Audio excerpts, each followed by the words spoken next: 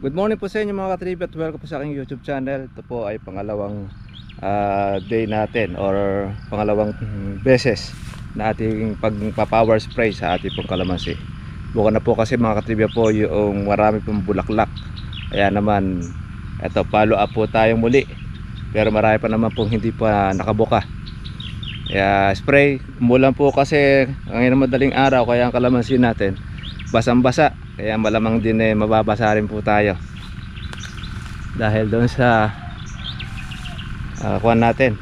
Yun po kasing dahon ng kalamansi nag-iimbak po ng tubig kapag po ito ay umuulan. Kaya napakaganda pong mag-imbak ng tubig ang kalamansi natin, yung dahon niya.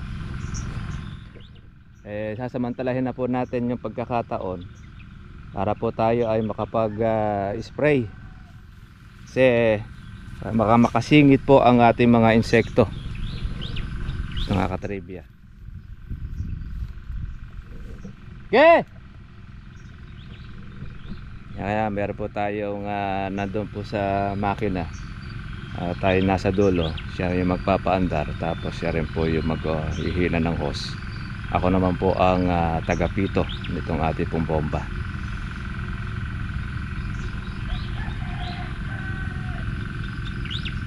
Hintay po natin na tatagtag po ang ating basa ng kalamansi. Matagal pa, maaaring tanghali pa. Kaya may nabuti po natin na kapag spray na, dahil yung pong mga bulaklak po mga katrebe napakarami.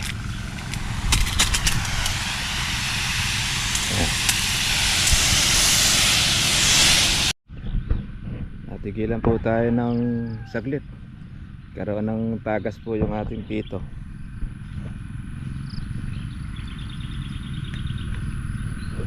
Importante mga katribya, meron kang kasama para hindi ka pabalik-balik sa makina.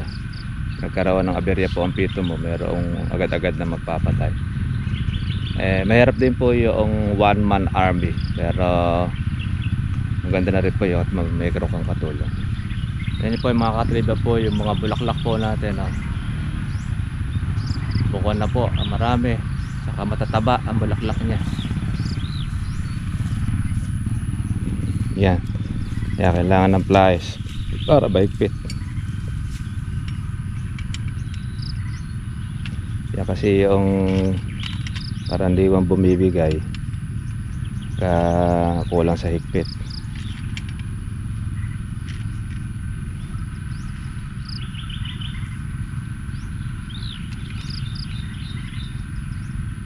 Ayan, para sumobra. Okay.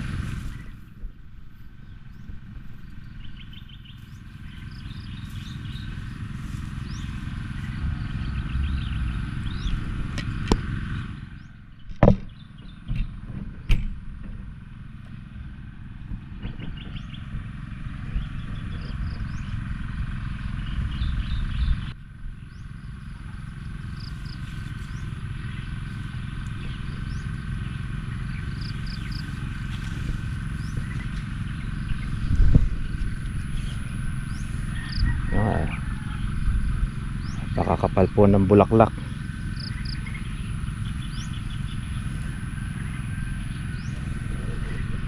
Waiting lang tayo. Kaya doon po sa mga mag-aalaga ng kalamansi, ayan, happy spray po tayo. Kaya kailangan syempre kain muna bago po tayo mag-spray para po safe. Syempre hindi po pangkaraniwan po yung ating ginagamit.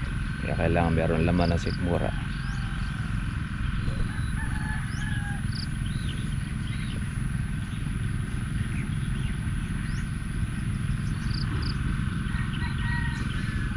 Ito, nalusutan tayo nitong isang baging. Kailangan natin ng bunutin uli.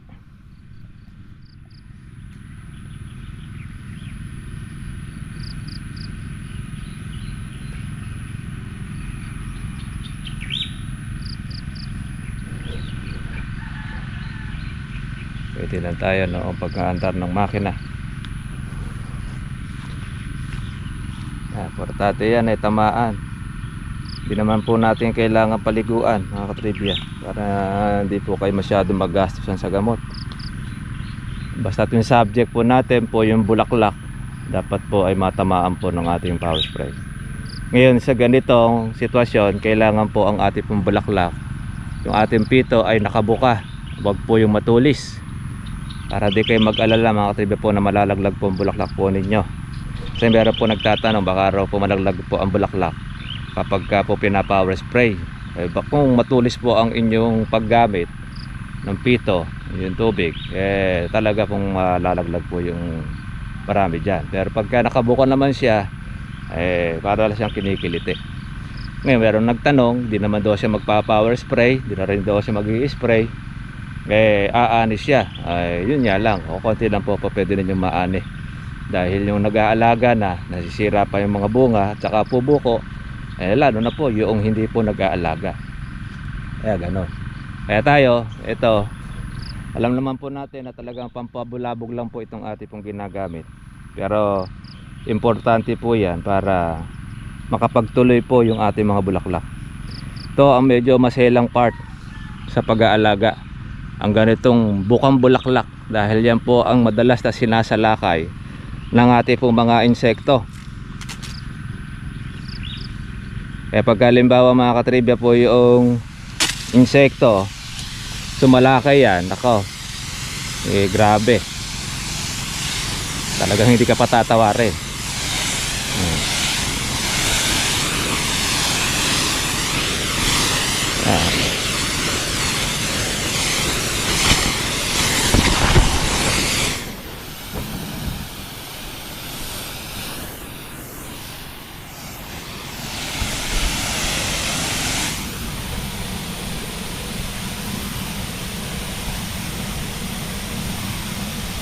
Po mga katribya po yung ating po pag-i-spray, hindi naman po siya yung matulis. At kasi dyan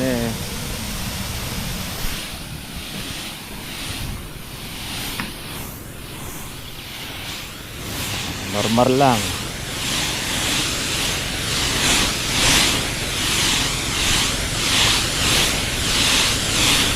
Wala tayong naglalaro dahil bulaklak.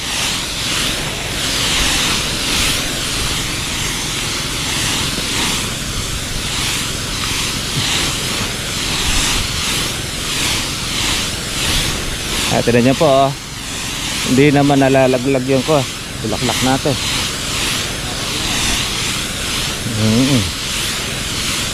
Mga buka na.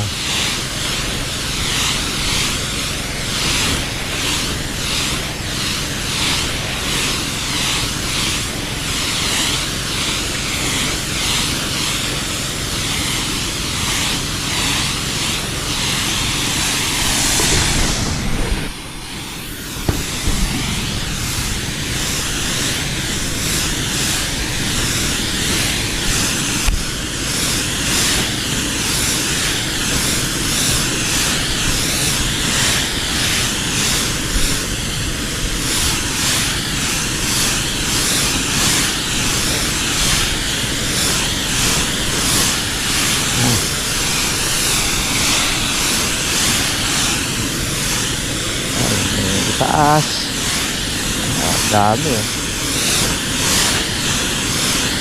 mumuti.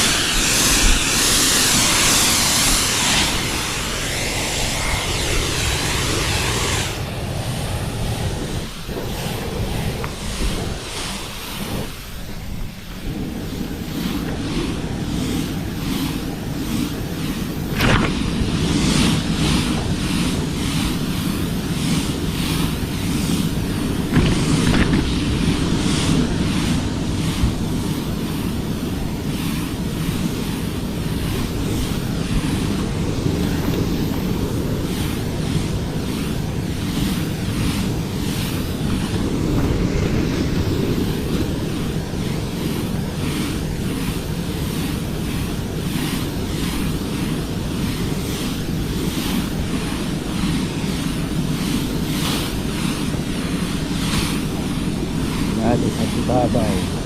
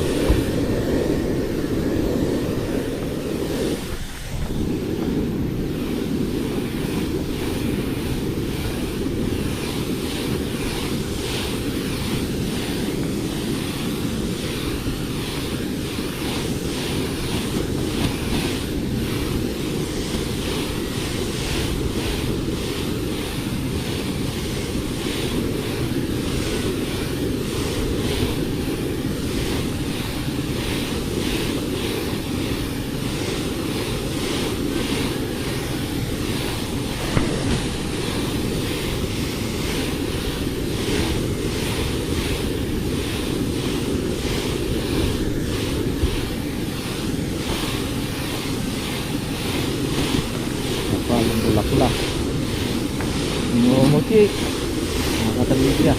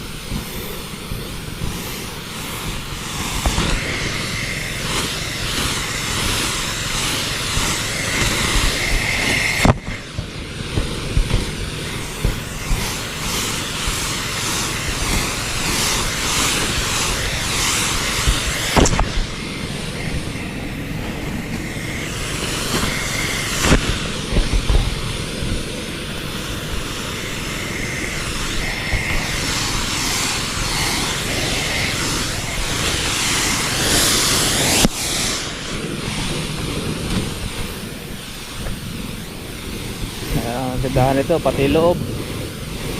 Pasok. Loob at labas.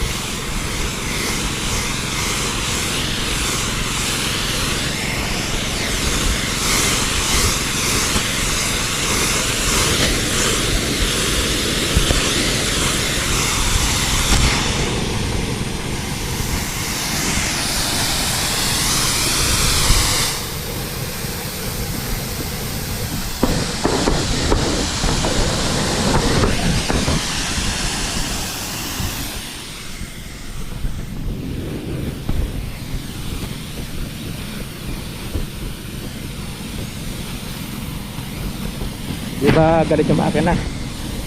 Hindi galit.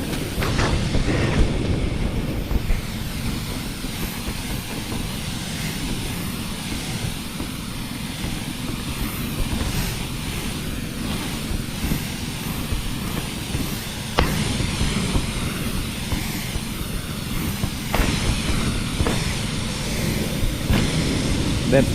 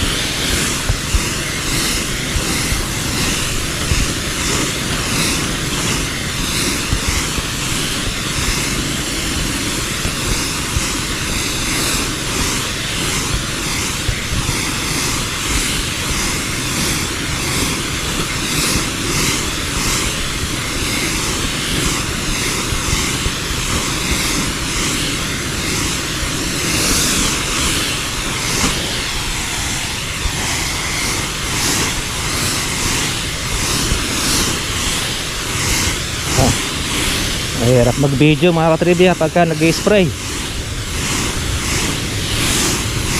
Para lang po makita ninyo ang pamamaraan ng ating pag-spray. Kaya i-videohan natin para makita ninyo na hindi po nalalagas ang bulaklak o nasisira. Saka po power spray ang gamit.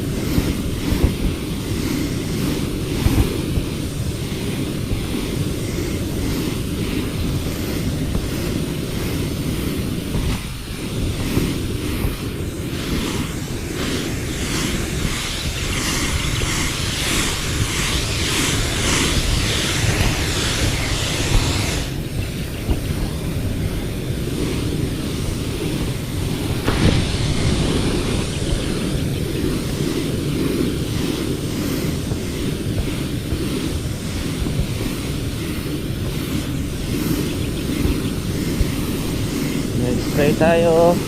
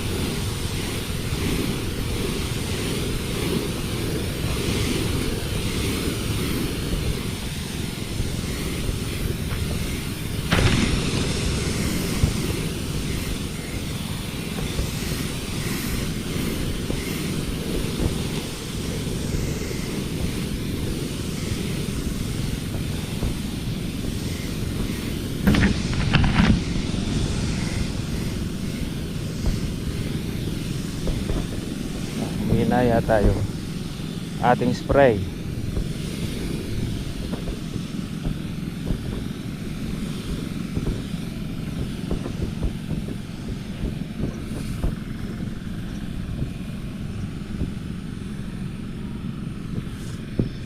Bernabe, nawala. Wala po yung ating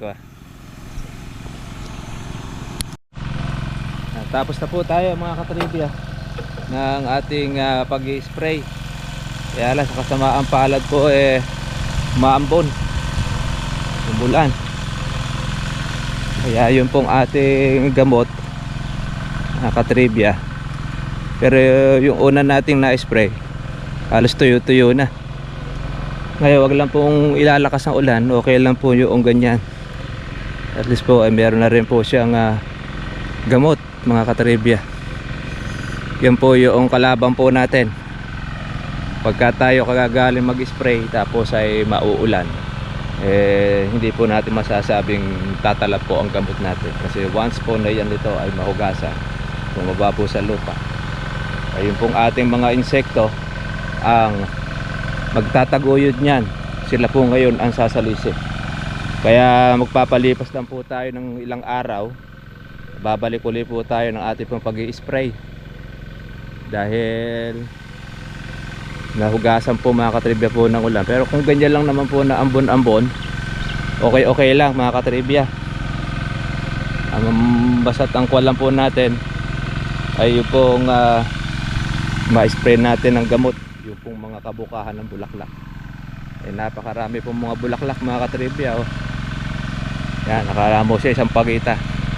Ang tataba naman po ng mga bulaklak niya. Pero hindi po lahat ito mga katribya po ay magtutuloy. Meron po riyan ay malalagas. Meron po dyan ay masisira. Hindi po lahat po ng mukhang bulaklak na ito ay magtutuloy. Siyempre, ang kayang dalhin po ng kalamansi yung kanyang ibubunga. Pagka labis na doon sa bunga, ilalaglag na po mismo ng puno. Ayan na, lumalakas na po mga katribya po yung ulan. Kaya may gastos na naman po tayo ulit. Obligado natin itong ulitin dahil wala, mahirap pong asahan po pagka po hindi po natuyo po sa dahon yung ating spray. Sasayang lang po ang ating gamot. Kaya talagang babudgetan lang po natin talaga. Ganun talaga sa pag-i-spray. Sasaalang-alang din po natin yung panahon. Kaya dyan, lumakas po yung ulan, ulitin natin po ulit ito. Ganun po talaga. Kahirap po ang pagpa-farming. Talaga sapalaran ka. I-spray, tapos papatubig. Yan. Pagka naulan, balik ulit sa zero.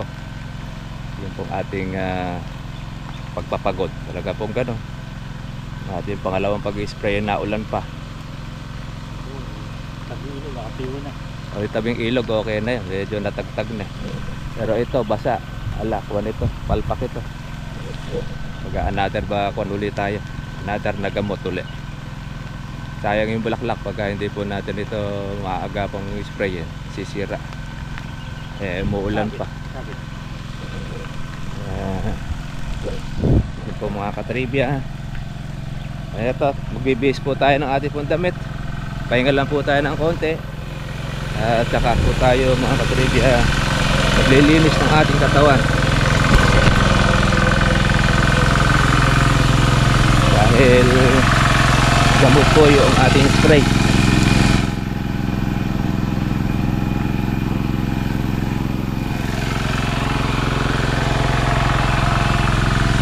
Lilikom na yung ating hose. Wala, hindi magandang balita na ulan ang ating spray. Gamot. Paano mga katribya? Kita ka talaga po tayo po bukas para sa susunod po natin vlog. God bless sa lahat. Bye bye.